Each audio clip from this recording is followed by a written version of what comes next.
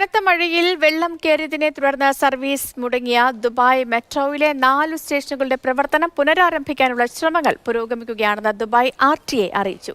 അടച്ചിട്ടിരിക്കുന്ന സ്റ്റേഷനുകളിൽ നിന്ന് സമീപത്തെ സ്റ്റേഷനുകളിലേക്ക് ഷട്ടിൽ ബസ് സർവീസ് ഏർപ്പെടുത്തിയിട്ടുണ്ട്. യാത്രക്കാർ ബസ് സർവീസ് പരമാവധി പ്രയോജനപ്പെടുത്തണമെന്നും RTA നിർദ്ദേശിച്ചു.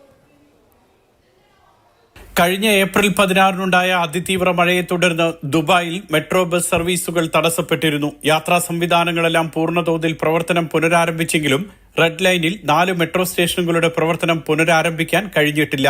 Equity, on passive, Mashreq energy സ്റ്റേഷനുകൾ ഇപ്പോഴും അടഞ്ഞു കിടക്കുകയാണ്. ഈ സ്റ്റേഷനുകളിൽ ഇപ്പോൾ മെട്രോ നിർത്തുകയോ യാത്രക്കാരെ കയറ്റുകയോ ഇറക്കുകയോ ചെയ്യുന്നില്ല. പകരം തൊട്ടടുത്ത സ്റ്റേഷനുകളിലാണ് സൗകര്യം ഒരുക്കിയിട്ടുള്ളത്. ഇവിടേക്ക് ഷട്ടിൽ ബസ് സൗകര്യമുണ്ടെന്നും സഹകരിക്കണമെന്നുമാണ് RTAയുടെ അറിയിപ്പ്. മെട്രോ സ്റ്റേഷനുകളുടെ സാങ്കേതിക പ്രശ്നം പരിഹരിക്കാനുള്ള ശ്രമം പുരോഗമിക്കുകയാണ്.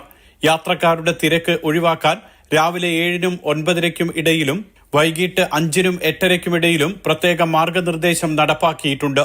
Mathrubhumi news, Dubai.